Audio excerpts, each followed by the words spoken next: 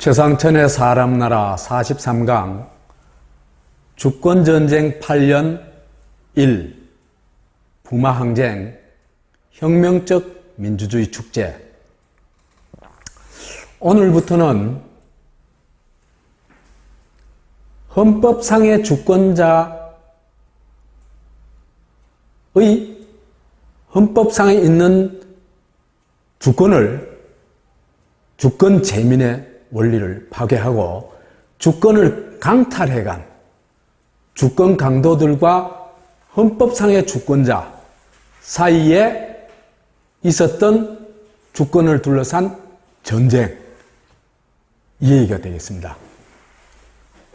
이 얘기는 79년에 부마항쟁, 80년에 광주항쟁, 87년에 민주화 대항쟁, 주로 이 얘기가 되겠고, 중간에 김재규가 어떻게 그 주권 강도를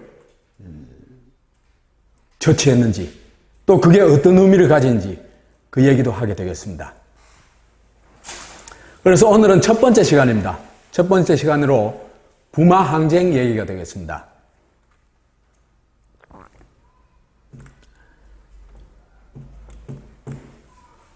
억눌린 우리 역사, 터져나온 분노, 매운 연기의 칼바람에도 함성소리 드높았던 동트는 새벽볼, 10월이 오면 핏발선 가슴마다 살아오는 11.6, 동지여 전진하자, 깨치고 나아가자, 뜨거운 가슴으로 빛나는 내일로. 부산대학교 제2도서관에 세워진 11.6 기념비에 나오는 글입니다. 제가 보기에는 부마항쟁은 광주항쟁이나 87년 6월항쟁 못지않게 중요한, 굉장히 중요한 민주화운동입니다. 어떻게 보면 두 운동보다도 더 폭발성을 가졌고,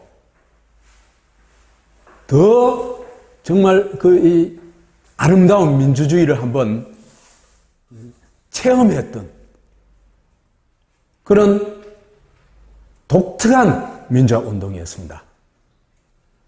그럼에도 불구하고 79년 부마항쟁은 거의 완전히 무시되고 있는 형편입니다. 부마항쟁은 어느 정도로 무시되어 있냐? 3.15 의거, 4월 혁명, 5.18 민주항쟁, 광주항쟁, 6월 민주항쟁은 법정 기념일로 정해져 있습니다. 그 다음에 특별법이 제정되어 가지고 이에 대한 보상도 국가 차원에서 했습니다. 명예회복과 보상도 국가 차원에서 했습니다. 진상의 규명이 완전하기는 아니지만 거의 규명이 되었습니다. 그런데요, 부마항쟁은 진상 규명도 전혀 안 되고, 또 국가기념일 제정도 안 되어 있습니다. 거의 잊혀진 사건이 되어버렸습니다. 그런데 사실은 부마항쟁은 4월 혁명, 6월 항쟁 이후에 최초의 시민이 나선, 부산의 거의 전 시민적인 공감 속에서 시민이 직접 투쟁에 나서가지고 유신체제를 무너뜨린 굉장히 중요한 민주항쟁입니다. 그리고요, 분단조폭체제의 최고봉, 원흉이라고 할 수 있는 이 분단조폭체제를 최고로 그 극단적으로 몰고 간 시스템이 뭡니까? 유신체제죠. 그 유신체제의 원흉인 박정희를 제거하고 유신체제를 무너뜨린 게 이 부마항쟁이거든요. 그런데 왜 이렇게 무시되고 있는가? 그럼 나는 이게 참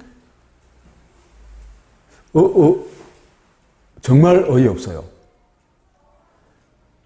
아니 더구나요. 김영삼 정권, 노무현 정권, 부산 정권 아닙니까? 부산 출신 정권 아닙니까? 이 정권에서 부마항쟁을 이렇게 완전히 무시하고 지나갔다는 게 도저히 이해가 안 가요. 왜 그런 거 곰곰이 생각해 보니까요. 김영삼이 소위 3당 합당 이후에 부산이 야당 도시로부터 완전히 바뀌어버렸죠. 친독재 반민주 지역으로 완전히 바뀌어버렸습니다. 그러다 보니까 민주화 운동에 대해서 공감하거나 동의하기는커녕 굉장히 거부감을 강하게 가지는 겁니다. 지역사회에서조차. 그러다 보니까 김영삼 노무현 정권도 그 지역 정서에 순응하다 보니까 완전히 무시하지 않았냐 하는 생각이 듭니다. 이건 광주항쟁하고 완전히 대비가 되죠. 광주 시민들은 광주항쟁에 대해서 뚜렷하게 기억하고 있었을 뿐만 아니라 군부 독재에 대해서 강력한 거부감을 가지고 있고 광주항쟁을 기억하고 기록하고 기념하기 위해서 굉장히 노력을 했죠. 그 결과 광주항쟁은 정말 한국민주화 운동의 하나의 금자탑으로 우뚝 선 반면에 부산 시민이 이렇게 잊어버리고 있으니까, 무시하고 있으니까 부마항쟁은 잊혀진 그냥 있으나 마나한 사건이 되어버린 겁니다. 이런 면에는 부산 운동권도 상당히 책임이 있다고 생각해요. 운동권이 주도한 어떤 사건이나 이런 데 대해서는 굉장히 관심을 가지고 그걸 여러모로 이제 얘기하면서 시민항쟁에 대해서는 이상하리만큼 좀 관심이 없어요.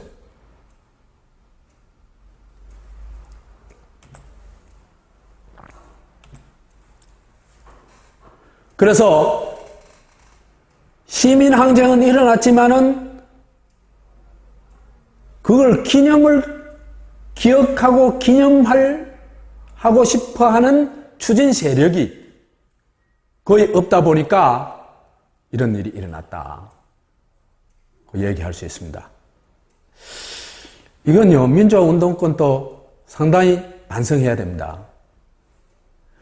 제가요,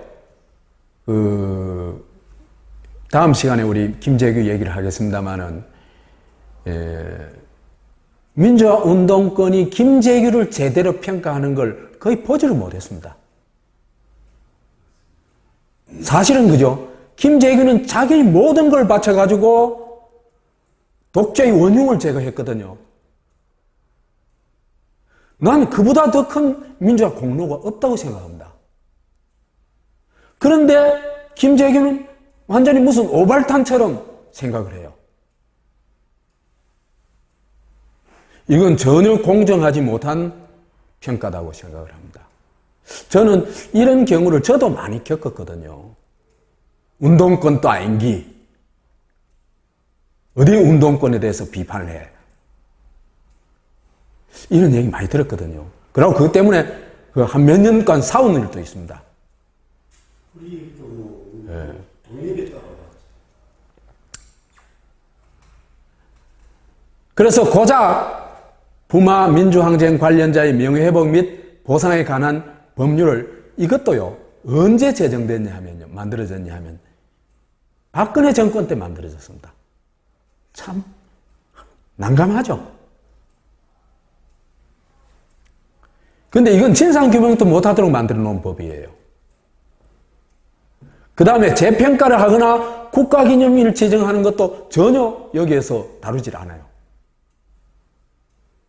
고작 소송을 통해 가지고 명예회복할 수 있는 거, 그 다음에 약간의 쥐꼬리만한 보상받는 거, 그게 다입니다. 그렇기 때문에 부마 항쟁에 대해서는 반드시 제대로 된 평가와 새로운 특별법이 필요하다, 그렇게 생각을 합니다. 왜 필요한지는 지금부터 제가 쭉 얘기를 하게 됐습니다. 유신체제에 대한 시민항쟁이 왜 하필 다른 모든 것을 제끼고 부산에서 일어났냐? 이것도 참 아주 우리가 관심을 가지고 좀 추적해 봐야 될 일입니다. 많은 연구자들이 제가 보기에는 많이 헛다리를 짚고 있어요. 연구자들이 보니까 거의 다 어디냐면 경제적 요인에서 원인을 찾고 있어요. 부마 지역이 노동집약적 산업지역인데, 그러다 보니까 그 산업화가 고도화할수록 노동집약적 산업은 굉장히 열악해지고 임금도 낮아지겠죠. 그런 노동자들의 산업의 어떤 그 낙후성과 노동자들의 열악한 환경 때문에 부마 항쟁이 일어났다, 이렇게 얘기를 한대요. 그거 전혀 맞지 않습니다. 그런 식으로 따지면요, 그 당시에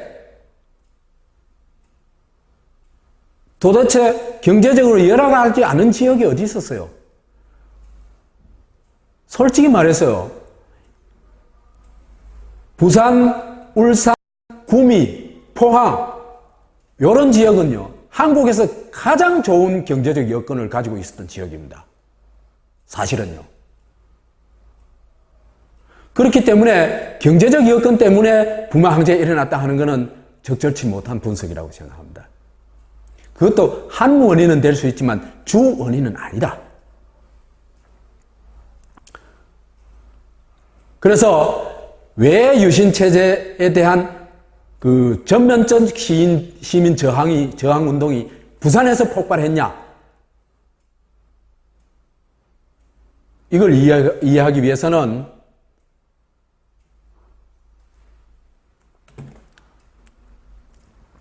우선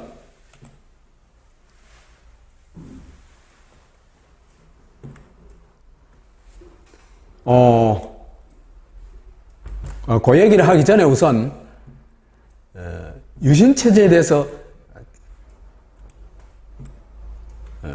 조금이라도 언급하고 넘어가는 게 좋을 것 같습니다. 유신체제는 이미 제가 강의를 통해서 많이 했습니다만은 그래도 약간은 언급해야 반유신체제의 의미를 제대로 알 수 있으니까, 유신체제라는 건 핵심은요, 오카모토 미노루라는 피는 한국인이지만은 일본 제국주의자의 정신을 일본인보다도 더 아주 명확하게 가진, 일본인보다도 더 일본인다운 오카모토 미노루 박정희가 구축한 천황체제입니다. 그렇기 때문에요, 일본의 천황체제보다도 이 천황체제는 훨씬 악랄한 천황체제입니다. 그걸 뭐 여기서 다 설명할 수는 없겠습니다만은, 일본의 천황체제는 이 천황이 일본인들의 어떤 도덕적 구심 역할도 합니다. 근데요, 한국의 유신체제는 박정희가 곧 조폭두목이에요. 전 국민을 상대로 해서 조폭짓을 하고 있는 체제입니다. 그래서 두목이 헌법상에 보장된 국민주권을 다 탈취해버렸죠. 그래서 초헌법적인 비상대권을 가지고 그 다음에 국가 자체를 국민주권을 유린하는 시스템을 만들어놨죠. 그래서 초국가적인 중앙정법으로 말해가지고 고문을 하고 정치 공작을 하고 이게 모든 국가기관을 컨트롤하는 법원도 언론기관도 다 컨트롤하죠. 그러니까 국가 위에 올라가 있는 겁니다. 여기에다 이제 관제 언론을 만들고 그 다음에 주권자를 뭐로 만들어 버립니까? 가미가제, 동원체제의 가미가제로 만들어 버리죠.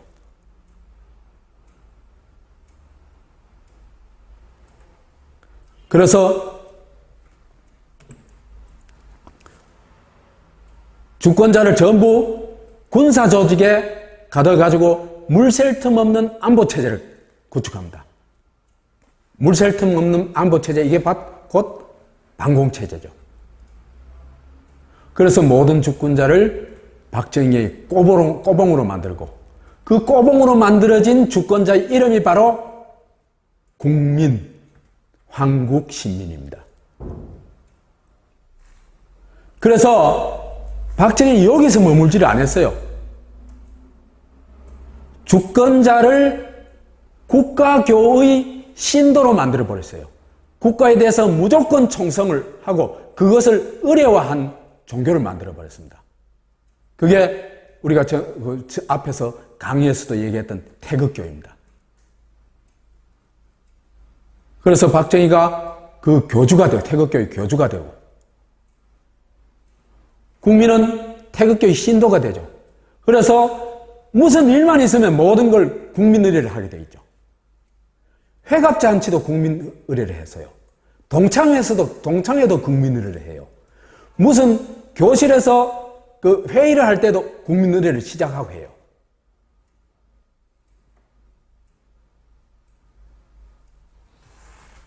그래서 이게 이제 극단화한 게 하기식에서 3천만이, 그때 인구가 3천만이니까 오다시가 되면은 애국가 울려 퍼지면서 부동자세로 서가지고 국기에 대해서 격려를 하죠. 그래서 이제 주권자가 태극 로버스로 바뀌어버렸습니다. 여기에서 아직도 못 빠져나온 사람들이 한 30-40% 됩니다.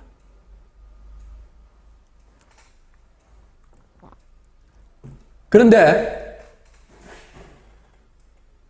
이런 극단적인 국가주의, 전체주의, 이 오카모토 천황체제 이런 데 대해서 주권자의 이 의식이 차차 깨어난 측면이 또 있습니다. 지금은 이제 이게 굉장히 기로예요. 말하자면 한국인이 태극교 신도로 완전히 굳어져 버리면요, 이게 몇백 년 갑니다.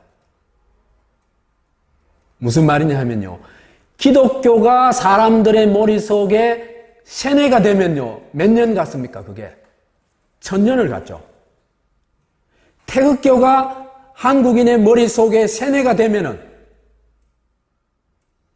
한국인은 오카모토 천황체제에서 빠져나올 수가 없습니다.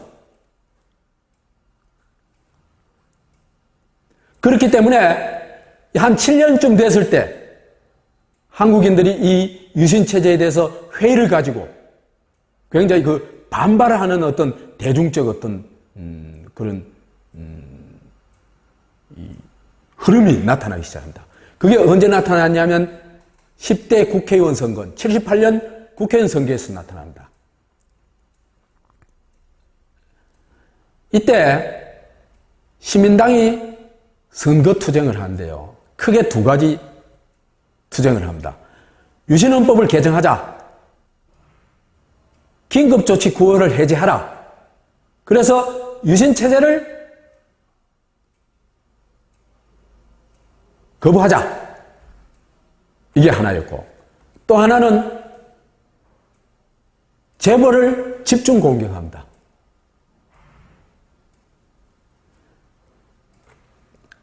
그래서 신민당이 이런 선거 구호를 내놓습니다. 신민위에 신민당, 위에 서민 있고 공화 위에 재벌 있다.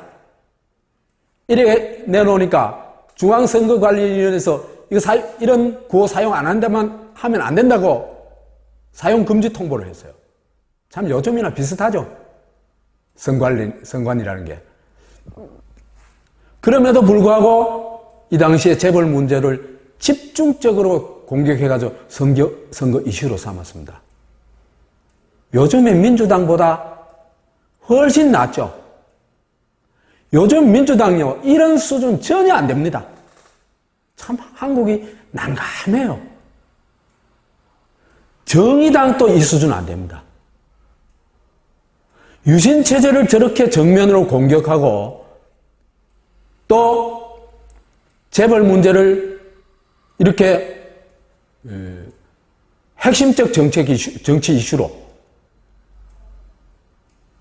삼은 것은 이 시기에 야당이 상당히 괜찮았다는 얘기입니다. 그래서 이 선거에서요, 각종 부정탈법 선거에도 불구하고 시민당이 사실상 승리합니다. 시민당이 32.8%를 얻고 민주공화당이 31.7% 얻어가지고 시민당이 1.1% 승리합니다.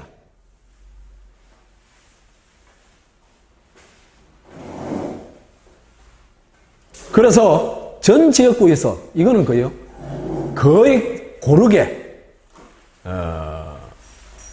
의석을 차지합니다.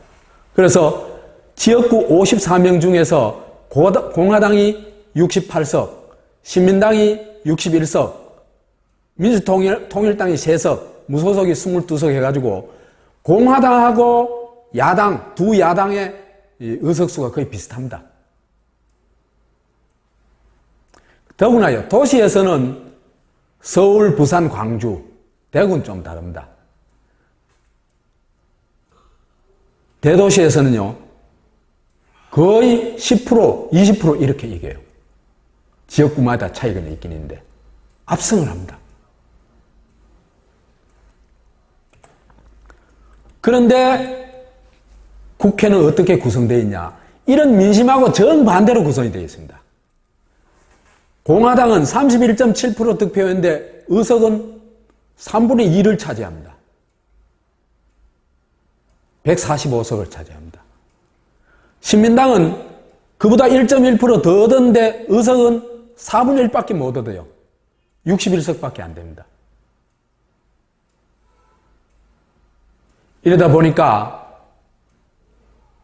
민의가 전혀 반영되지 않고 정반대로 반영되는 이런 정치 시스템에 대해서 굉장한 어떤 불만이 있었고, 그게 이제 어떤 경우에는 폭발할 수가 있겠죠. 그래서 이 시기에요, 그죠? 제가 보건데 부마 항쟁이 안 일어나고 박정희가 그대로 살았으면요, 지금 한국이 북한 꼬라지 그대로 납니다.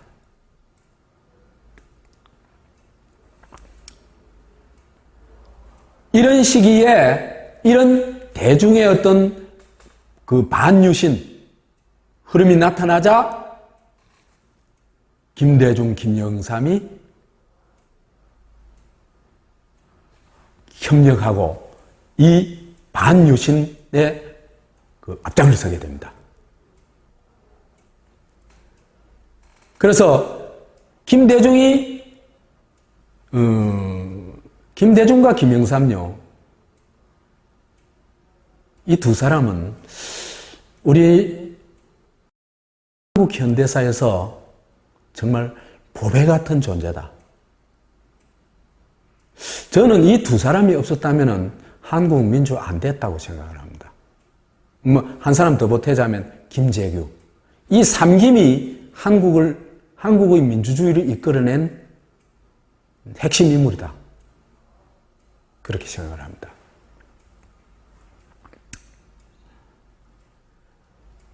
여하튼 양김이 협력하고 시민당 총재가 된 김영삼이 목숨을 건 단호한 투쟁을 통해 가지고 이제는 거대한 반전이 일어나기 시작합니다. 이 과정에 대한 이해가 좀 필요할 것 같습니다. 김대중은 사상가적인 어떤 그런 성향이 굉장히 강해요. 그리고 매사에 여하튼 공부를 굉장히 열심히 하는 사람이에요. 그래서 세계사의 흐름, 그 다음에 역사의 흐름, 시대의 흐름, 이런 것에 대한 굉장한 안목을 키웠습니다.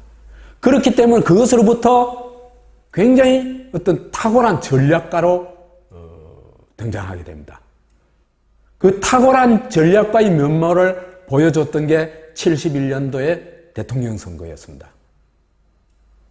정말 그 당시로서는 아무도 상상할 수 없었던, 깜짝 놀랄 수 있는 그런 대한민국의 새로운 대안을 제시하고 그걸 가지고 대통령 선거에 출마해가지고 선거운동을 했습니다.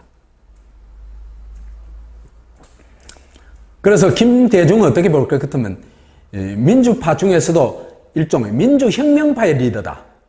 한국에는 민주혁명이 필요하고 그런 혁명적 민주주의가 필요하다고 보는 그룹들의 리더가 됐다고 볼 수 있습니다.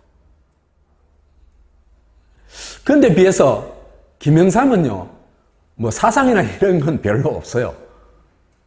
별로 없는데 김영삼이 가지고 있는 굉장히 큰 사상에 못지않은 장점이 있습니다. 소박한 정의감입니다. 나는 이게 정말 사상 못지않게 중요하다고 생각하거든요. 사상가들도 그죠?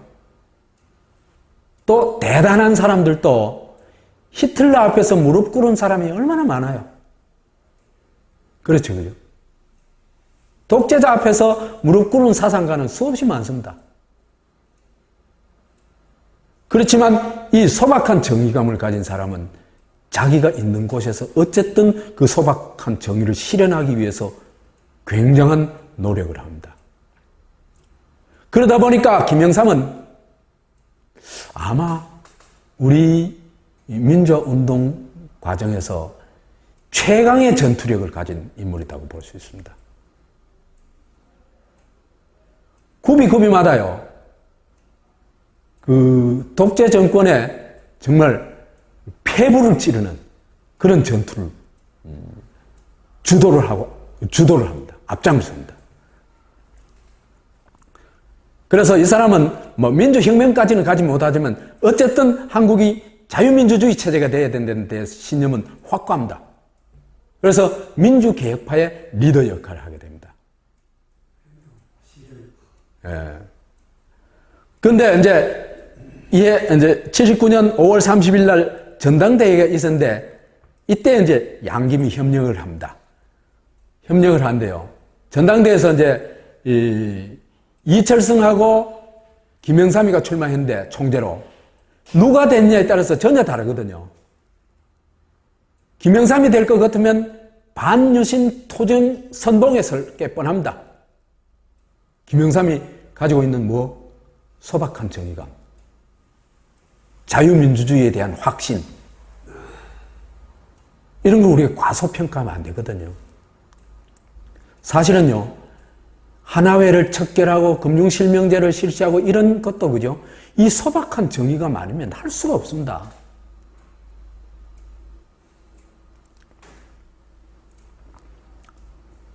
그런데 이게 이철성이가 하면 이거는 소위 요즘 중도통합론이죠. 그죠? 안철수하고 똑같은 겁니다. 안철수, 반기문 이런 사람들하고 똑같은 겁니다. 이 사람들 하면 뭐가 되냐 하면요. 독재 이중대 되는 겁니다. 낮에는 야당하고 밤에는 여당하고 그 뒷돈 받고 중앙정부부 끈아프 역할을 하는 겁니다. 이철성이가 그 앞잡이거든요. 그러니까 이철성이가 되면 이거는 뭐 반유신 운동은 끝나버린 겁니다. 그러면 어떻게 됩니까? 영원히 유신당하고 유신 이중대하고 그런 정치 구조가 확립되면서 시민은 어떻게 유신체제에 저항해 볼 길이 없어져 버립니다.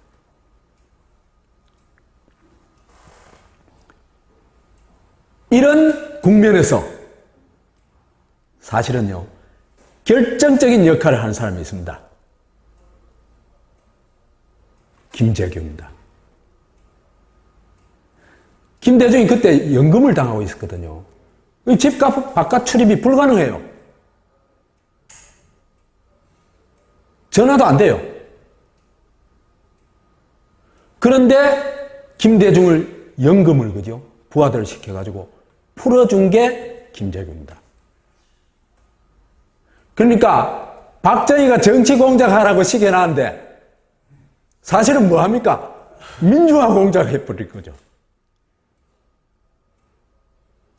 그래서 김대중이 자기하고 좌파라고 할까, 자기하고 좀 이 정치적 어떤 동지관계 있거나 또는 어떤 노선이 비슷한 이런 사람들을 설득해가지고 총재 출마 하지 못하도록 하고 김영삼을 밀어주도록 설득을 합니다. 그리고 대의원들을 만나가지고 음식점에 김영삼 단합대회 한데 음식점에 가가지고 그 대의원들을 찾아다니면서 김영삼 당선돼야 된다. 지금의 이 싸움은 친유신 세력 대 반유신 세력의 싸움이다. 그러니까 우리가 유신을 반대한다면 당연히 김영삼이 총재가 돼야 된다. 이렇게 설득하고 밀어줍니다. 그래가지고 가까스로 700몇 표 중에서 그죠? 11표 차이로 김영삼이가 총재가 됩니다. 이게 유신체제 종말의 어떤 출발점이 됩니다.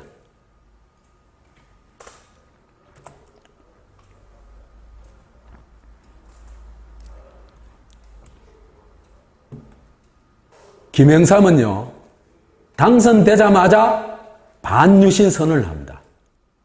그거 쉬운 거 아니에요. 요즘 정치인들 하는 거 보세요. 박근혜를 제대로 비판하는 정치인이 있습니까? 참 한심해요. 지금 야당 하는 거 보면은.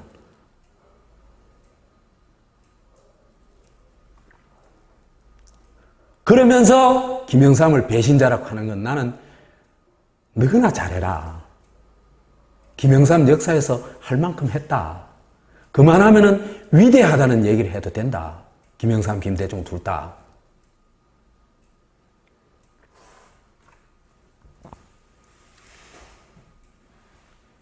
김영삼은 당신 인사말에 이런 얘기입니다. 오늘은 진실로 위대한 민권 승리의 날이며 아무리 험한 길을 가더라도 민족은 민주 회복을 위해 몸과 마음을 바쳐 싸울 것을 맹세한다.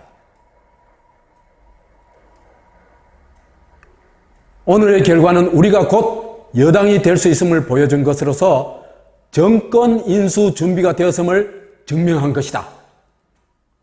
우와. 이런 배포가 있어야 돼요. 그래야 그죠? 사람들한테 희망을 줘요. 정치 지도자는요, 우는 꼴을 하면 안 됩니다. 어떤 어려움 속에서도 그죠? 희망을 주는 메시지를 던져내야 됩니다. 그리고 희망을 찾기 위해서 앞장을 설 수 있어야 됩니다. 그 면에 있어서는 김영삼은 탁월한 정치 지도자입니다.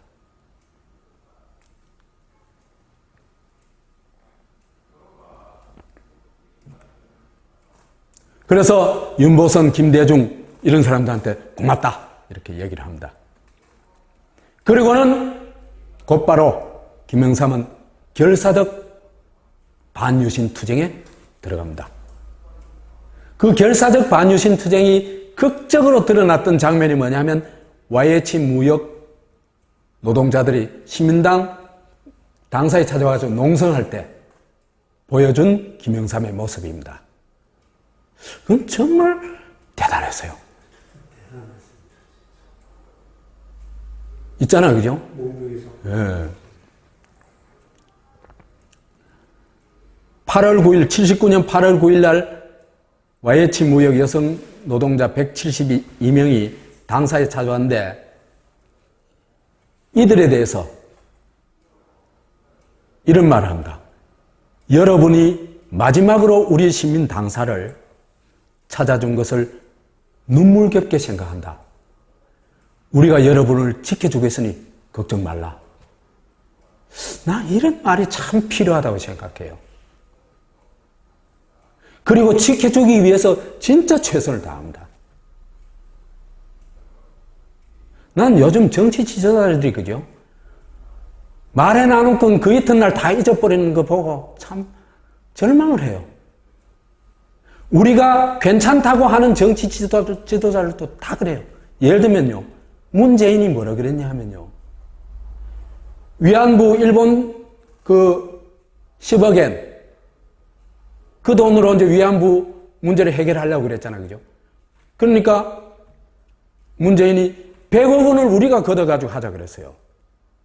그 위에 문재인 뭐 하고 있습니까? 정치 지도자의 말은요.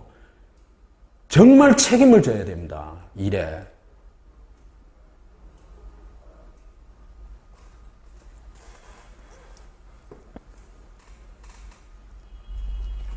그래서 이제 YH 무역에 이제 그저 뭐 시민 당사에 이제 쳐들어와 가지고 시민 당사를 애워싸고 있었는데 이제 시민 당사에 이제 이래 되니까 원내에서 3일간 철야 농성을 해요. 시민당 의원들이 국회에서 이때 그죠? 김영삼이가 진두지휘합니다. 3일간. 요즘 당의 대표로 간 사람들 진두지휘하는 거 봤습니까? 지는 전부 뒤에 빠져가지고 그죠? 이래 팔짱 끼고 있어요. 김영삼 달라요. 나는 김영삼을 절대 낮게 평가합니다. 굉장히 높게 평가합니다. 이런 전투를 하는 정말 이런 걸 진짜 172명의 버림받은 여공들을 위해서 이런 싸움을 해내는 정치 지도자 있었습니까? 나는 김영삼이 하나뿐이라고 생각을 해요.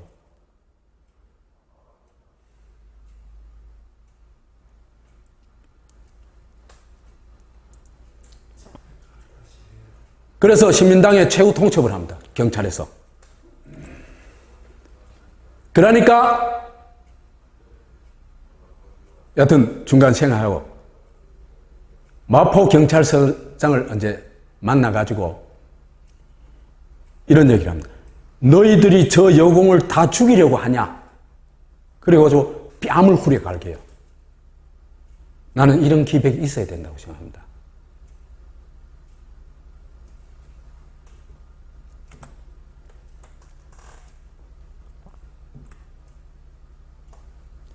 그래서 이제 우리가 알다시피 이 강제 진압하다가 노동자들 중에 김경숙 양이 추락해서 죽죠.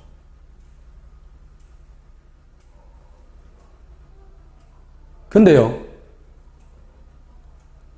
이런 YH 사건에 대해서 김영삼의 역할을 제대로 인정하는 어떤 그걸 제대로 본 적이 없습니다. 나는 왜 그래 객관적으로 안 보고 사실을 왜 해서 전부 있잖아요. 그죠? 우리 편의 입장에서만 보는지 난 이해를 할 수가 없어요. 나중에 변제를 하더라도 이 시기에 김영삼은 대단했던 겁니다. 그래서 김경숙이 사망하자 김영삼은요 3일간 또다시 원내 철야 농성을 진두지휘합니다. 이 진정성, 이만하면 진정한 거 아닙니까?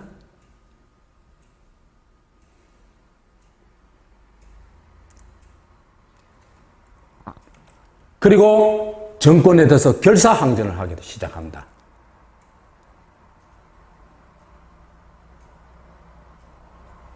그래서 이제 이런저런 걸 하다가 10월 달에는 뉴욕타임즈하고 인터뷰를 통해 가지고 미국에게 박정희 정권에 대한 지지를 철회하라고 요구합니다. 전 독재 정권이다. 독재 정권을 왜 미국이 지지하냐? 지지를 철회해라. 저 정권은 무너져야 될 정권이다. 이걸 명확하게 합니다.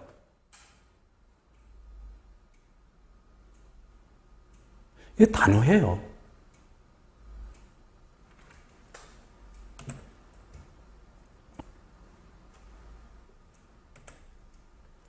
그러니까 이제 총재직을 빼앗아 버리고, 그죠?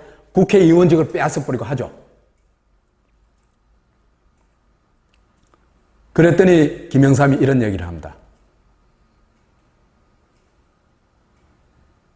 나를 제명하면 박정희는 죽는다. 어떻게 됐습니까? 죽었죠.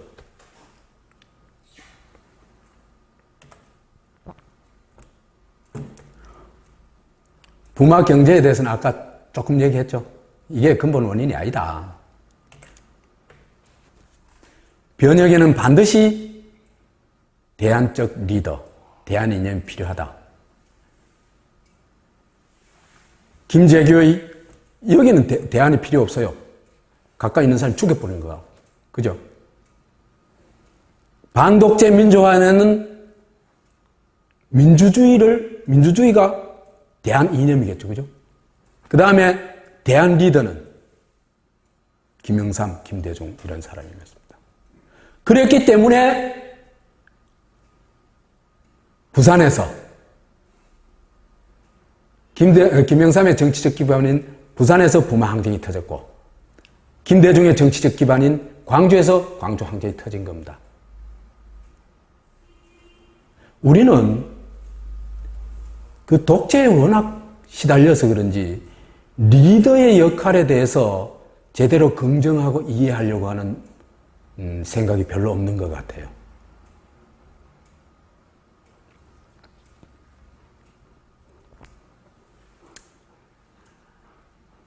근데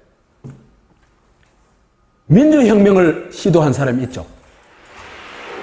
말하자면 김대중과 김영삼은 민주화에 주력했지만은 실제로 제대로 민주주의가 안 됐죠. 왜? 과거 청산을 안 했고 민주주의 제도를 제대로 확립을 못했기 때문입니다. 민주주의 제도를 제대로 확립하자면 두 가지는 반드시 해야 됩니다. 첫째는 뭘 해야 됩니까? 중앙정보부, 즉 국정원은 없애야 됩니다. 이거 안 없애고 민주주의 불가능합니다. 두 번째, 재벌에 대한 거의 혁명적 개혁이 필요합니다.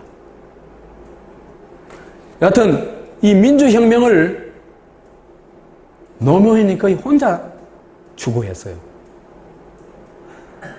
이걸 이해하고 다른 사람은요, 극소수예요. 그래가지고 노무현이 민주혁명을 수행하자 한나라당뿐만 아니라 심지어 진보 세력까지도 막 집중 공격을 했죠.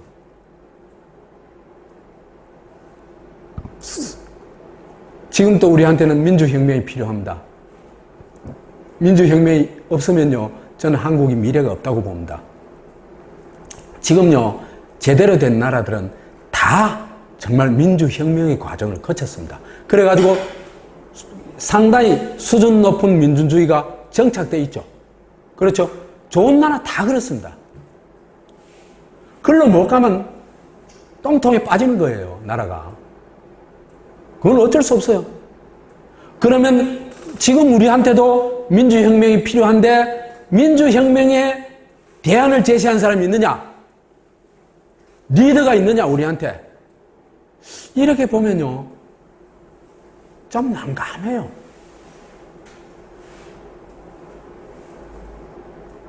한 사람 정도 보이긴 합니다만, 그 사람 힘이 없죠.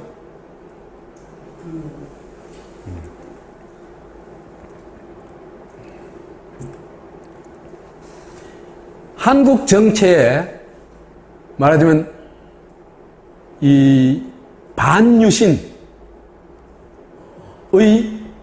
그 기류가 확 몰려오도록 만든 선봉에 누가 있었어요? 김영삼이 있었죠, 그죠? 그 마찬가지로 부산 부마 항쟁에 그 촉발을 한 사람은 정광민입니다.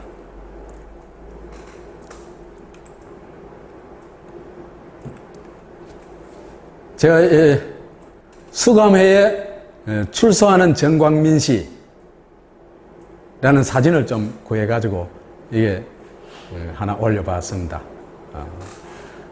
왜 이래 올리냐 하면요, 한국 사회에서 정말 제대로 평가받아야 될 사람이 평가받지 못하고 너무나 외면당하고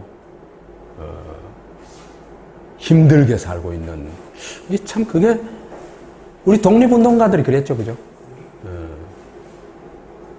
그 현실을 우리가 자꾸 반복하고 있는데 그걸 좀 제대로 짚어보기 위해서 이 사진을 올렸습니다.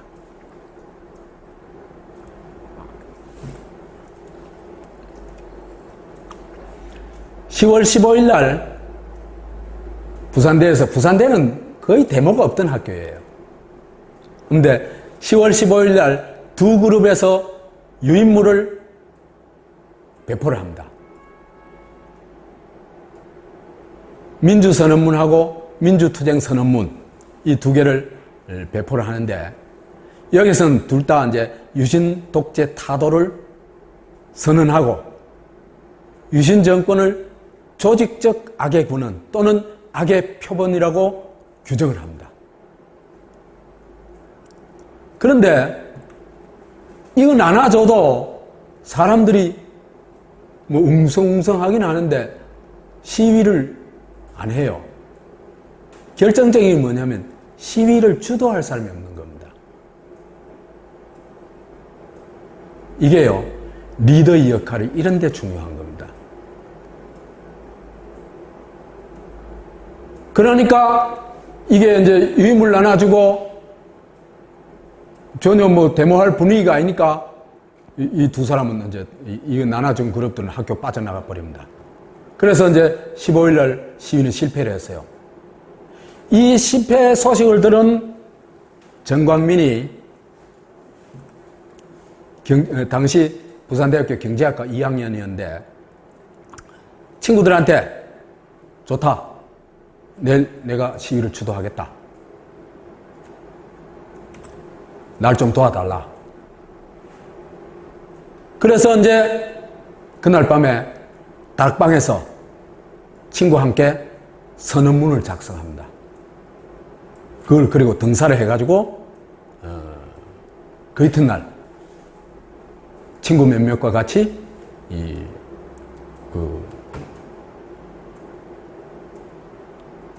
10시경에 10월 16일 10시경에 인문사회관 306호의 그 강의가 준비되어 있는 시간입니다. 준비되어 있는 곳입니다. 그래서 이제 유인물 나눠주고, 거기 유인물 나눠주니까 사람들이 바로 호응을 해요. 왜 그런가 하니까 거기 있는 수업을 같이 듣는 사람들이죠, 정광민하고. 그러니까 정광민이가 주도자로 나선 게 확실해지니까 사람들이 확 따라붙는 겁니다. 7, 80명이었다 그래요, 그 반에 있었던 사람이. 그래가지고 그 사람들이 나가면서 시위가 시작됩니다.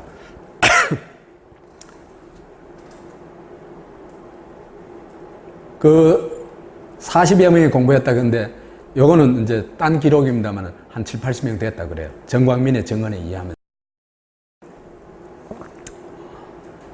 하구 여러분, 드디어 때가 왔습니다. 저 유신 독재 정권에 맞서 우리 모두 피 흘려 투쟁합시다. 이렇게 선동을 합니다. 선동을 하니까 딴판이 전번에 유인물 나눠주는 거하고 영 다르죠. 분위기가. 아, 언제는 이 주도하는 사람이 나타났구나. 그러면서 이제 확 분위기가 뜨고 커집니다.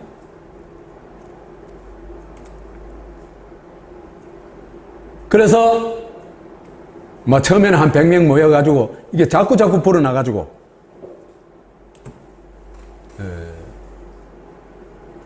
유신철폐 독재 타도 핵심 구호죠. 그래가지고 이제 이 시위가 교원에서 한 부산대학교 학생이 한 10,000명 됐을 거 그때. 근데 한 5,000명이 가담합니다.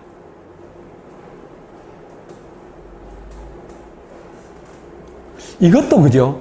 굉장히 그 깊이 있게 좀 한번 파볼 가치가 있어요. 우리 옛날에 그 유신시대 유신 말기 학교 다녔거든요. 학교 다녔는데 그때 보면요, 데모할 때요, 막 특별한 경우를 빼고는요, 데모 자체가 성립이 안 됩니다. 몇 사람 유인물을 뿌리고 막 그 다음에 뭐 거기 경찰이 쫓아가가지고 잡고 그거로 끝이에요. 그런데 부산대학교에서 어떻게 이렇게 폭발적으로 일어났는지 그것도 참 재밌는 현상이에요.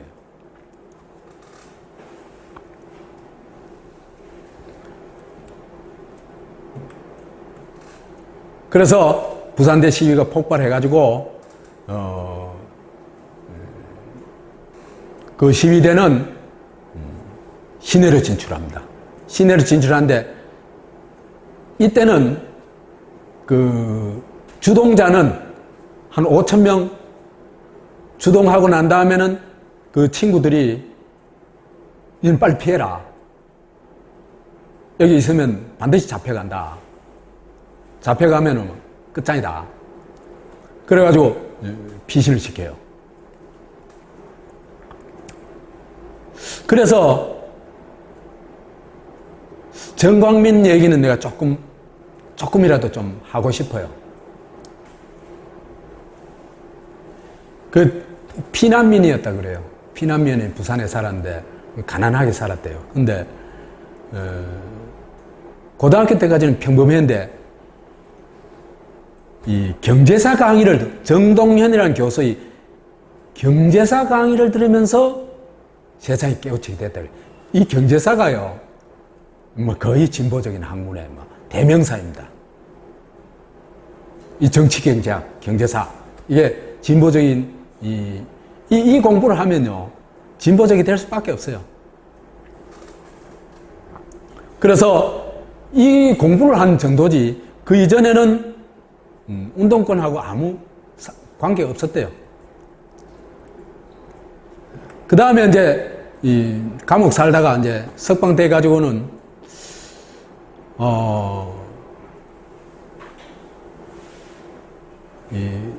복학을 했는데 졸업하고 또 취직이 안 되겠죠. 그 당시에 뭐 취직될 택이 없죠. 시위 주동자고. 그래서 89년에 지역사회 문제 자료연구실이라는 단체를 만들어 가지고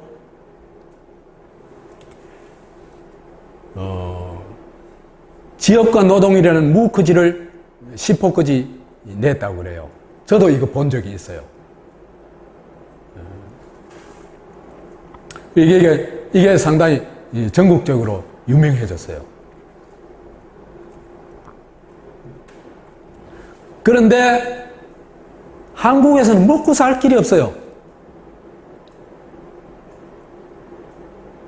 그래가지고 이 인권 변호사 하던 이형록이란 분의 그 도움으로 일본 가서 공부를 했어요. 그래가지고 박사학위를 받아가지고 이제 귀국을 했는데 2005년 3월에 이제 귀국을 했는데, 그때요, 취직도 안 되고, 아무것도 안 되니까, 서울 고시촌에서 하루하루 차비를 걱정하면서 살았대요.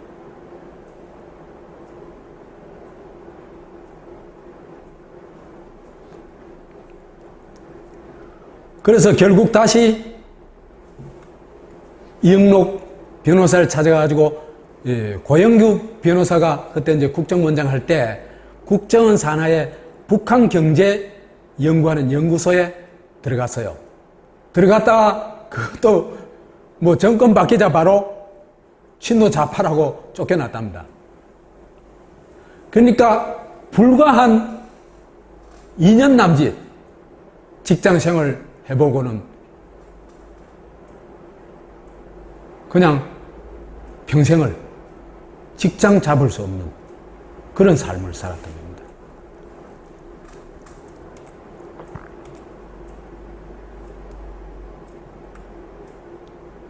그래서 37년 만에야 누명을 벗었어요.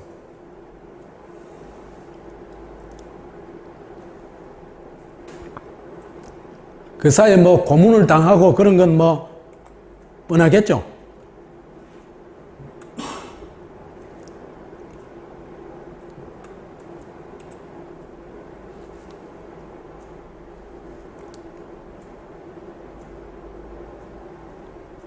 그래서 이제 군법회의에서 유죄 판결을 받았는데 이게 이제 37년 만에 무죄가 된 겁니다. 이 인생은 누가 보상해요?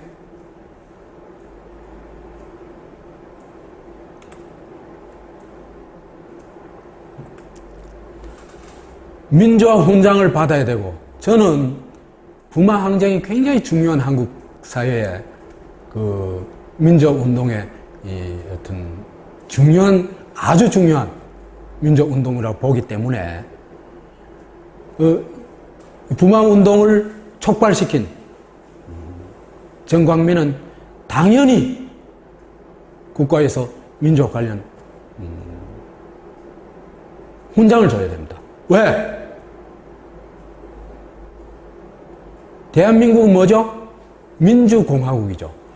그래서 민주공화국을 독재자의 사유물로 만들어버린 유신체제에 저항해서 민주주의 회복을 위해서 자기 인생을 바친 사람을 한국 사회는 이렇게 외면하고 있다.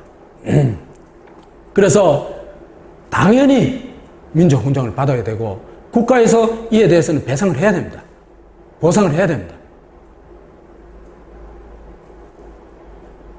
어떻게 보면요, 우리나라에 민주화 운동했던 사람들이 소수는 이제 좀 그나마도 우리 사회에서 역할을 하고 있지만은 대다수는요,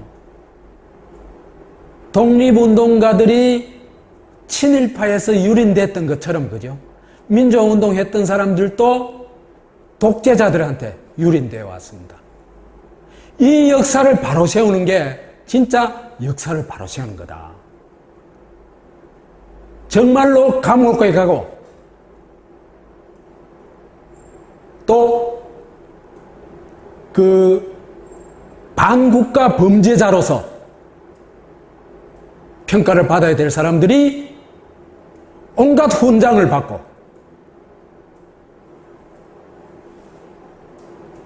국가 예산이나 이런 걸 독식하고 진짜 대한민국을 위해서 헌신한 사람들은 이렇게 평생을 살아야 되고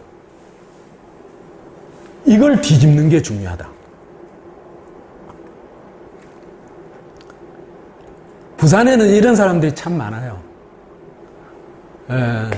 정광민도 그렇지만 최동원도 그 자기의 이익을 위해서는 하나도 덕될 게 없는 거죠. 정말 프로 선수들, 그 이 힘없는 프로 선수들, 냉대받고 있는, 거의 학대에 가까운 학대받고 있는 프로 선수들의 권익을 위해서 나섰다가 모든 걸 다 잃었잖아요.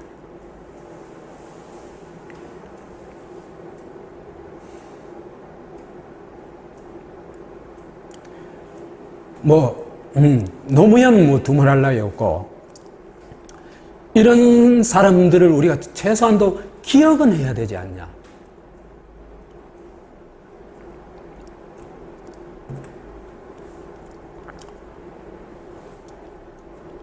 부마 항쟁요. 이제 이 정광민이 촉발시킨 부산대 시위가 이제 삽시간에 부마 항쟁으로 막 완전히 기름에 불을 붙인 것처럼 확 타오릅니다.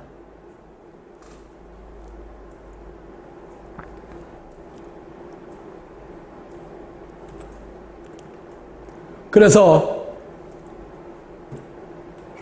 오후 3시경에는 국제시장에서는 2, 3만 명이 모였어요. 그러니까 국제시장으로 쫙 들어가가지고 시위를 하니까 이제 이 전경들한테 쫓겨가지고, 경찰들한테 쫓겨가지고, 그러니까 그 시장에 있는 분들이 김밥 주고, 우유 주고, 달걀 주고, 뭐, 여하튼 온갖 걸 다 주면서, 그 다음에 그 잡아가려고 하면은 못 잡아가게 하고, 그 다음에 셔터를 내려버려가지고 차단하고, 그 다음에 건물 위에서 연탄재, 화분, 재떨이, 뭐 병 이런 걸 던져가지고 진압을 방해하고 이랬어요. 이 불과 몇 시간 만에 일어난 일입니다.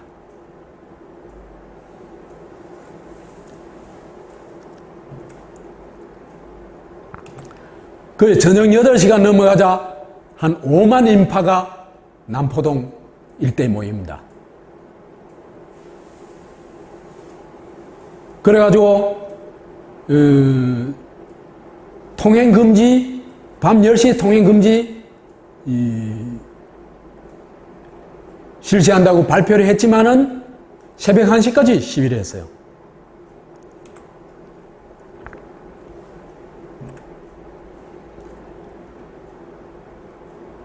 그래서 그래가지고 16일 날 바로요, 부산시 전체 부산가 일종의 해방 공간이 됩니다. 해방구가 됩니다.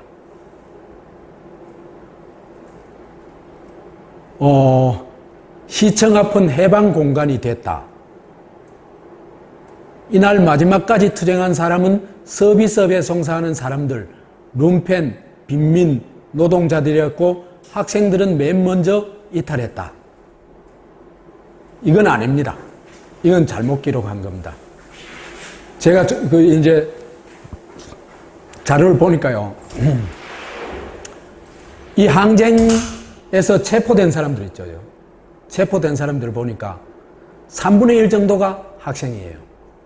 군법회의 해부된 사람도 그렇고. 그 학생이 끝까지 참여했다는 얘기입니다. 다 도망갔으면 잡히지를 않았겠죠.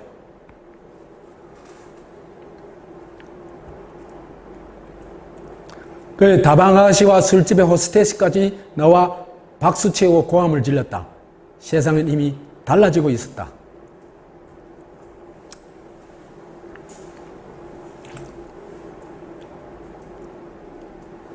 그 다음에 흔히 우리가 여기 이제 부산 항쟁에 참여한 사람을 학생이 선도를 하고, 그 다음에 민중이라고 할 수 있는 하층민, 이 사람들이 주로 참여했다고 그러는데 아닙니다. 거의 전 계층이 참여했습니다. 넥타이를 맨 퇴근길 회사원, 노동자, 상인, 식당 종업원, 재수생, 고교생, 전 계층이 참여합니다.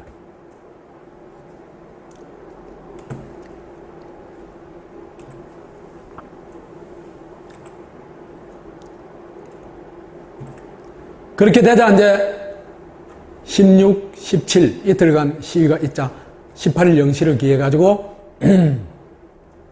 겸령을 선포합니다. 부산에 계엄령을 선포합니다.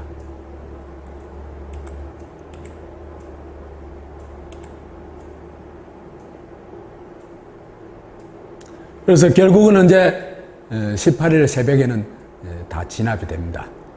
그렇지만은 18일 날 또 이제 이 부산에서 진압이 되니까 마산에서 일어나요. 그래서 마산에는 20일 날 위수령이 내려지고 20일까지 마산의 시위가 계속이 됩니다. 마산의 시위는 부산하고 거의 비슷하니까 생략하도록 하겠습니다.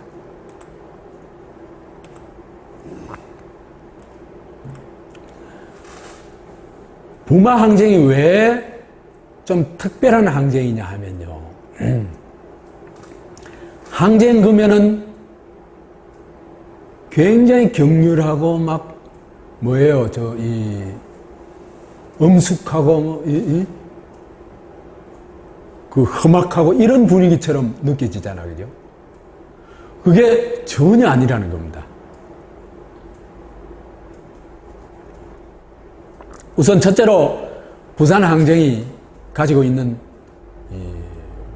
어떤 특별한 점이 몇 가지 있는데, 하나는 범시민 민주항쟁이었다는 겁니다.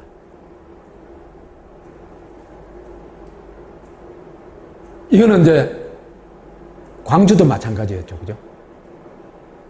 그래서 이제 부산은 미리 본 광주였는데 양상은 좀 다릅니다.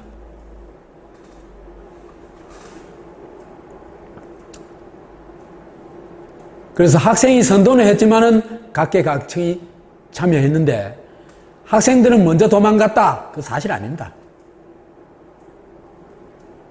검거된 사람, 재판회부자의 아까도 얘기했다시피 3분의 1이 학생입니다. 3분의 1 정도가 학생입니다. 그러면 뭐 끝까지 투쟁했다는 얘기죠.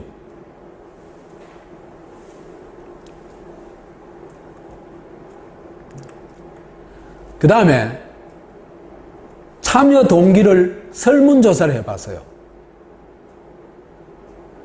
그 이제 사람들을 찾아가지고 2007년도에 했는데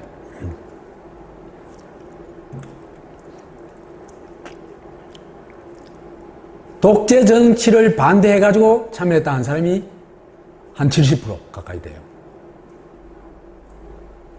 분위기에 휩쓸려가지고 으쌰으쌰 하니까 참여했다고 한 사람이 한 10% 남짓.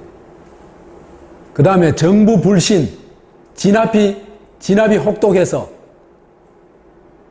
이런 사람들도 다 일정하게 거의 반독재라고 얘기할 수 있겠죠. 그러면 대체로 반독재가 대부분 90%를 여기서 넘습니다. 먹고 살기 힘들어서 부마항쟁에 참여했다 한 사람 딱 한 사람뿐입니다.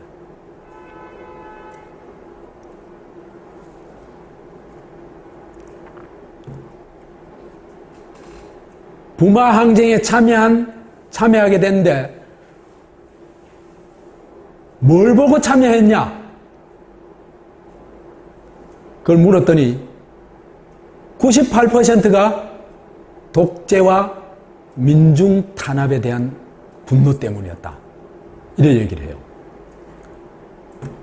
김영삼 제명하는 거 보고, 대학생들 시위하는 거 보고, 유신을 반대해가지고, YH 사건을 보고, 경찰의 과잉 진압 보고, 동일방직 사건을 보고, 노조 탄압하는 거 보고, 이게 98%입니다. 그러니까 이 시기에 부마항쟁에 참여한 사람들은 반독재 민주화 운동에 참여한 것이다. 이래 얘기를 할 수 있습니다.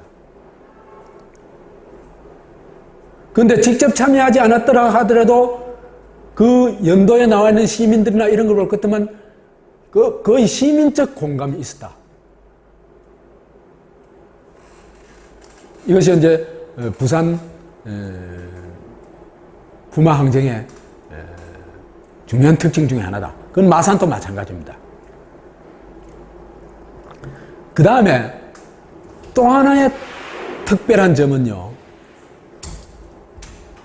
부마 항쟁이 가지고 있는 혁명성입니다. 대부분의 우리나라 항쟁을 보면요, 어떤 그 탄압에 대한 저항운동이죠. 그죠? 저항적 성격이 강합니다. 그러니까 내리 누르니까 튀는 겁니다. 저항하는 겁니다. 그런데요, 그렇기 때문에 정부에 대한 정권에 대한 공격이나 또는 권력기관에 대한 공격 이런 거는 거의 안 합니다. 금기시되어 있습니다. 아, 이건 폭력이다 그거, 그죠? 그런데 부마 항쟁은요, 독재 정권 권력기관에 대한 선제 공격을 합니다. 이게 특별한 점입니다. 부산이 터지면요, 좀 무서워요. 대단해요, 부산이 가지고 있는 힘이. 그 다이나믹 부산이라고 그러잖아요. 그죠? 그런 거는 또 우리가 탐구해 볼 필요가 있어요.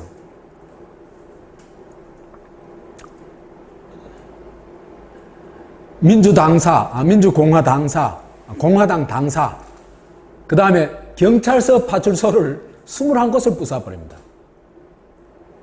그 다음에 서구청, 그 다음 동사무소, 부산세무서, 언론기관으로는요, KBS, MBC, 부산일보, 전부 부마 항쟁에 대해서는 하나도 보도를 안 했거든요. 그런데 유일하게 보도했던 게 부산 기독교 방송이에요. 그러니까 부산 기독교 방송은 전혀 공격을 안 해요. 굉장히 냉정한 판단을 하고 있는 겁니다. 그래서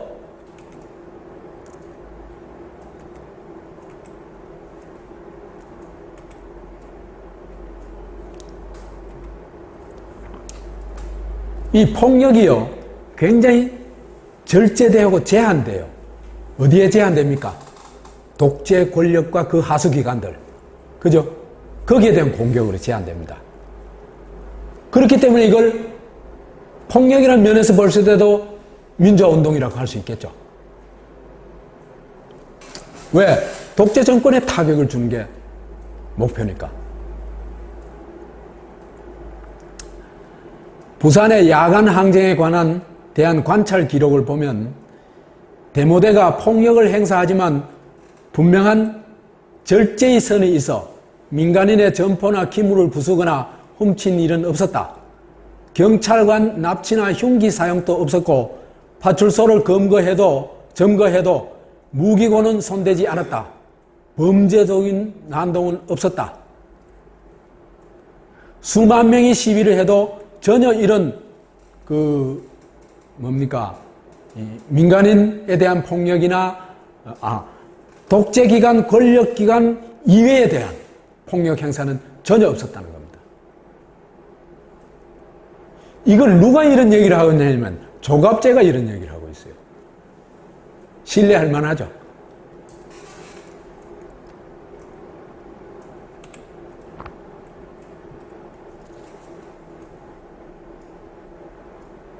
그리고 또 하나는 광주에서 보였던 그 시민공동체, 광주항쟁 때 보였던 시민공동체, 여기서도 그대로 보여줍니다.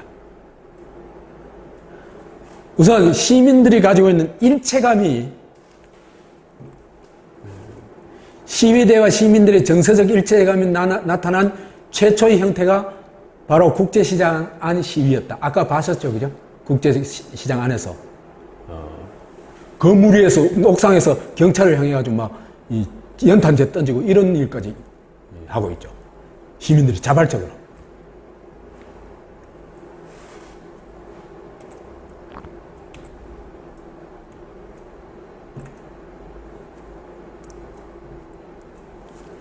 이런 일체감은요,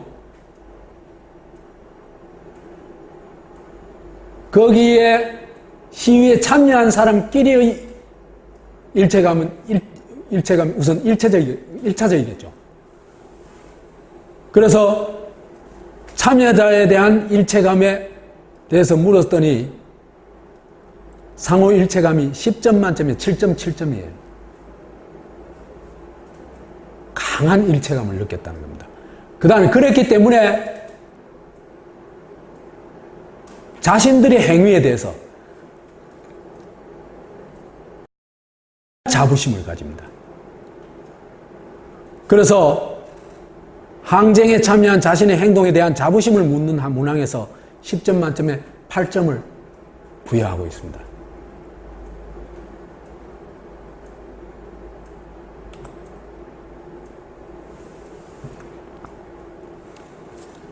이런 과정을 통해서 부산 이 시위 참여자들이요, 급속하게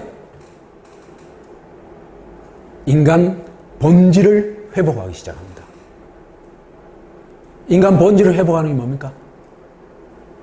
스스로 생각하고 결정하는 인격 주체성이죠. 그죠? 그걸 회복하면서 심하게 말해서 그죠? 파출소 앞에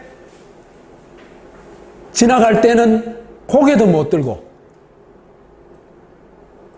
몸을 이래 수그려가지고 종종걸음을 하면서 지나갔던 게 이 시기의 모습이었습니다. 한국인의 모습이었습니다. 그런 한국인이 파출소에 불을 지르고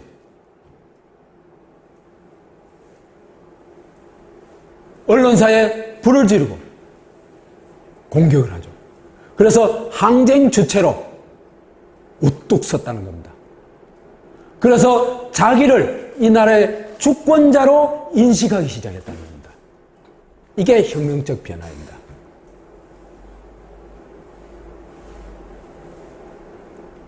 어떻게 이게 가능했을까? 우선 이 사람들이 그죠? 이게 참 놀라워요. 어떻게 불과 몇 시간 만에 이런 식으로 될 수 있을까? 이제 이 다중이 가지고 있는 이 공감, 동질성, 그 다음 협력의 분위기, 동료의식, 이런 게 그죠? 사람의 어떤 자기 자신을 회복하고 이 주체로서의 자기를 인식하는 데는 굉장히 중요한 어떤 바탕이 돼요. 이런 분위기에서 비로소 이제 공포로부터 해방이 되는 겁니다. 그래서 새로운 주체로서 나설 뿐만 아니라 자발적이고 전투적인 사람들로 변해가게 됩니다. 그러면 공권력에 대해서도 겁을 안 먹게 되겠죠. 그래서 통치와 동원의 대상에서 항쟁 주체, 주권자로 삽시간에 변해갔다.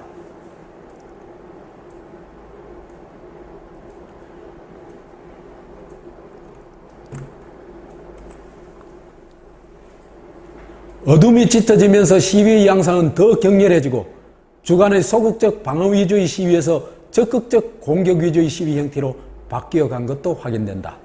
굉장히 적극적이에요. 그 다음에 또 하나, 다른 항쟁에서는 찾아보기 어려운 혁명적 민주주의가 이 부마 항쟁에서 엿보입니다.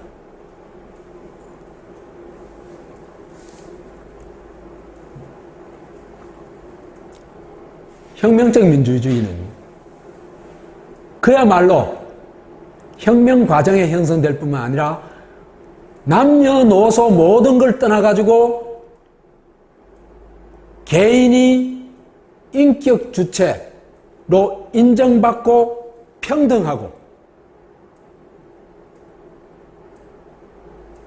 그 다음에 평등할 뿐만 아니라 그들 사이에 강한 연대감을 가지고 있는 이런 민주주의입니다. 부산 남교회 앞에서 시위대가 즉석 토론했어요. 경찰의 폭력에 맞서가지고 경찰이 이제 시위 진압하느라고 폭력을 휘두르죠. 그죠? 시위대도 맞서가지고 시위대도 폭력을 행사해야 되냐 말아야 되냐 이러니까 즉석 토론을 했어요. 거기서. 그래서 나와가지고 막 발언하고 이랬겠죠. 그죠? 이게 그죠? 이게 우리 나중에 이제 이 주권전쟁 8년 마무리할 때 이제 얘기를 하겠지만은 이게 굉장히 중요한 한국적 특징입니다.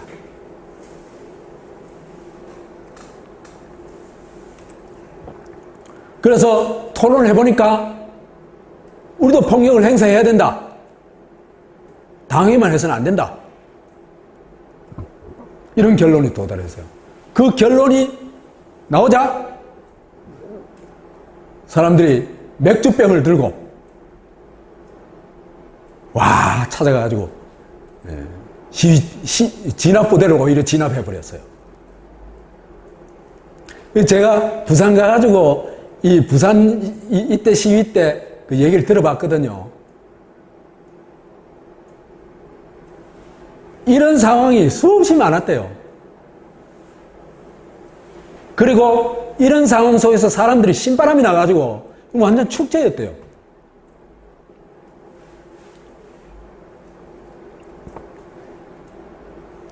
그 다음에 사진 찍은 동아일보 기자를 붙잡아가지고 이놈을 어떻게 할까?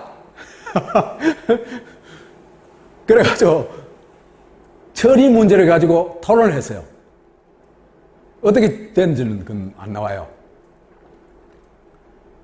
그 다음에 마산의 양덕파출소를 점거해가지고 여기서 이제 어떤 사람이 경찰에 맞서자면은 우리도 무기를 들자. 그걸 무기고 부수자. 주장했어요. 즉석에서 또 이제 토론이 붙어가지고 대부분이 사람들이 그건 안 된다. 이래가지고 막았어요.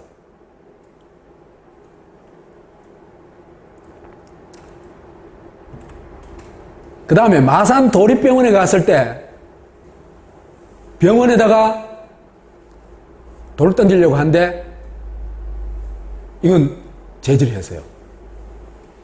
그 즉석에서 또 이제 얘기가 오가면서 병원이 무슨 죄가 있냐? 병원 놔주자.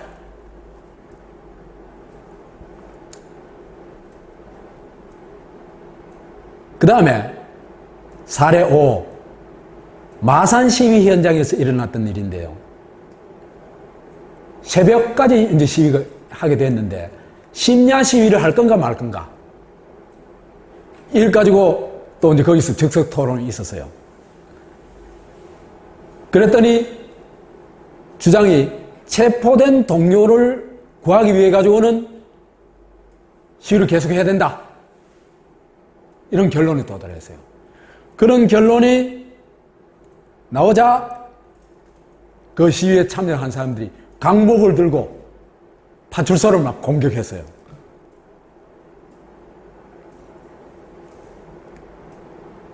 이런 사례들이 수없이 많다는 겁니다. 이게 혁명적 민주주의의 체험이다 이렇게 볼 수 있거든요. 여기에는 제도화된 민주주의가 가지고 있는 또 그 나름대로의 어떤 심각한 문제가 있거든요. 제도화된 민주주의에서는 실제로는요, 우리가 투표하면 하고 나면 뭡니까? 우리가 가지고 있는 주권 다 빼앗겨버리죠, 사실. 그죠? 그렇지만 여기에 현장 민주주의는 전혀 그게 아닙니다. 주권자로서의 지위와 평등성이 곳곳에서, 현장에서 다 그대로 보장이 되는 겁니다.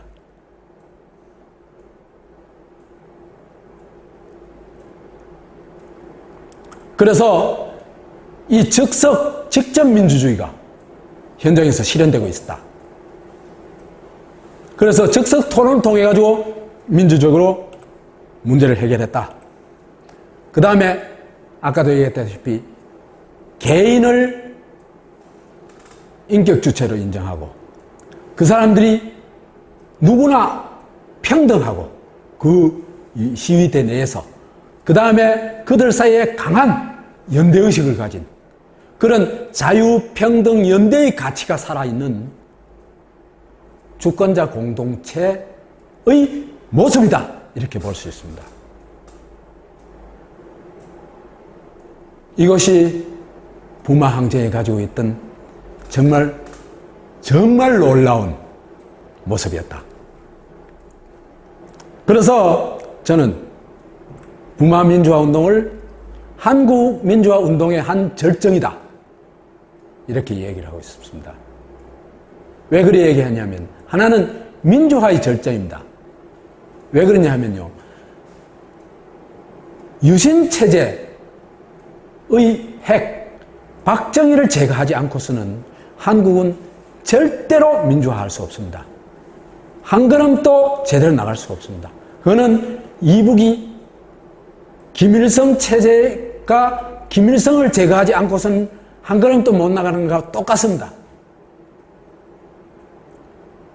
그런데 유신의 핵을 제거하도록 만든 피플 파워가 뭐였죠? 부마 항쟁이었습니다. 그 다음에 짧지만 불과 닷새간에 10월 16일에서 20일까지 불과 닷새간이지만은 민주주의의 절정, 정말 혁명적 민주주의를 맛봤다. 그뿐만 아니라 그 속에서 우리가 공동체라는 게 무엇인가를 맛봤다. 이런 얘기를 할 수 있습니다. 이런 역사적 체험은요, 굉장히 중요합니다.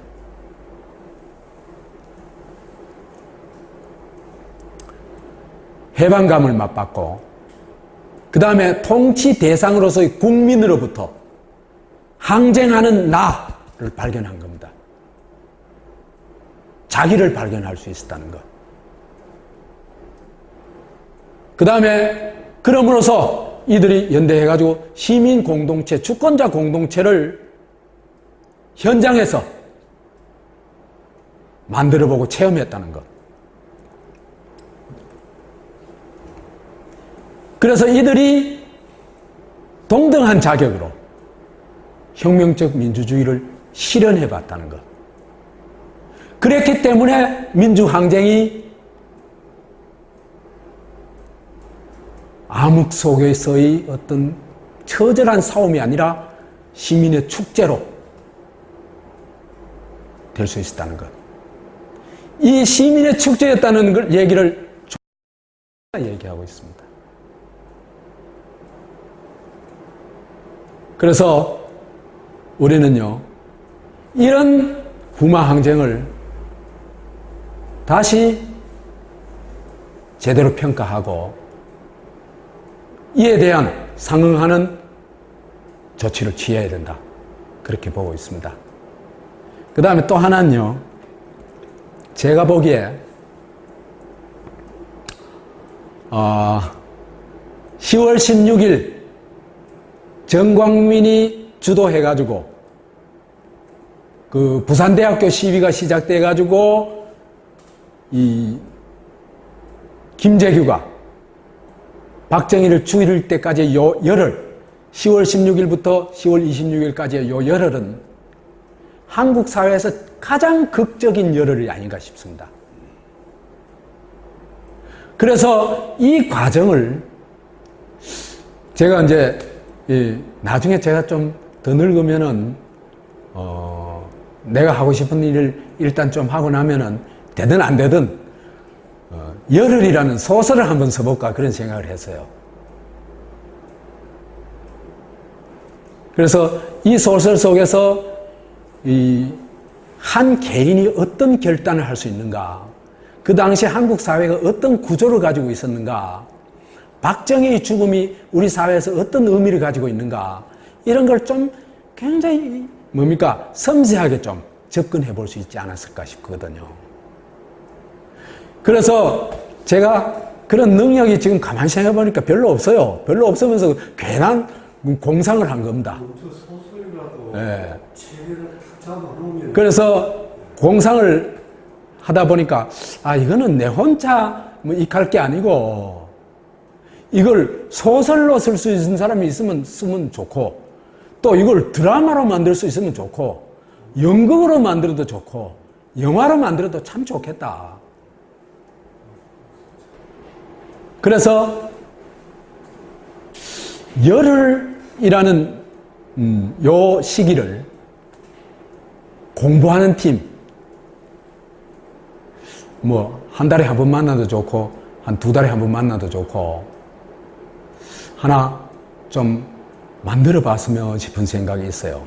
그래서 작가나 드라마 작가나 또 연극에 영화에 이런 쪽에 관심을 가진 분들이 같이 모여가지고 뭐 한 7, 8명 정도면 돼도 같이 모여가지고 공부를 하고 하면은 굉장히 괜찮은 작품을 만들어내고 한국 역사에 대한 새로운 인식을 또 보여줄 수 있지 않을까 하는 그런 생각이 들거든요. 그래서 이런 제안을 오늘 공개적으로 해봅니다. 관심 있으신 분은 연락 바랍니다. 마치겠습니다.